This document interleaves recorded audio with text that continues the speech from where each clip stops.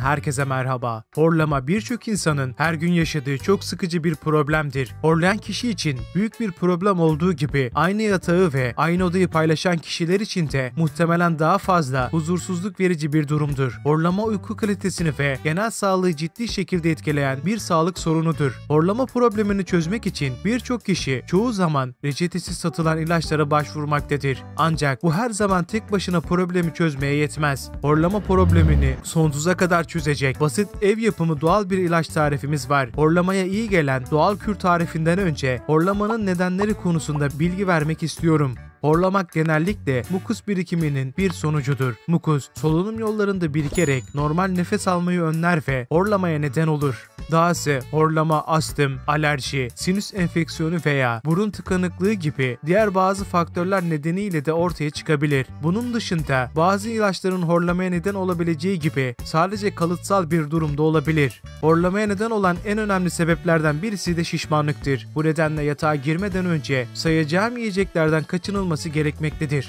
Kızarmış gıdalardan uzak durulmalı, işlenmiş gıdalar tüketilmemeli, sindirimi zor süt ürünlerinden kaçınılmalı, ağır unlu gıdalar yenilmemeli, alkol tüketiminden vazgeçilmeli, çikolata yemekten kaçınılmalı. Horlamayı doğal yollardan azaltacak ve önleyecek ilaç meyve suyudur. Meyve suyu sıkma yöntemi sıklıkla kullanılır ve çok faydalıdır. Bu yöntem için kullanılan malzemeler organik olmalıdır. Doğal bir bağışıklık tüketici ve bir besin sağlayıcıdır. Dahası tedavi basit ve kolaydır. Hava yollarını tıkayan mukusu ortadan kaldırarak horlamadan kaliteli bir gece uykusu sağlanabilir. Horlamaya karşı meyve suyu tarifi. Malzemeler: 2 elma, 2 havuç, 1 limon, 1 parça zencefil. Eğer imkanınız varsa organik malzemeler kullanın.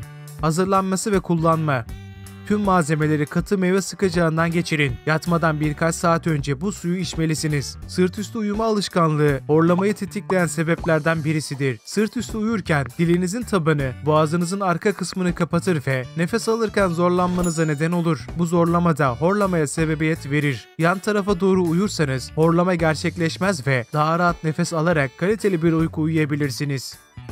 İzlediğiniz için teşekkürler. Video hakkındaki düşüncelerinizi yorum kısmında belirtmeyi unutmayın. Ayrıca ekranın sağında ve solunda çıkan videolarımı izlemediyseniz tıklayıp izleyebilirsiniz. Bir sonraki videoda görüşmek dileğiyle şimdilik hoşça kalın.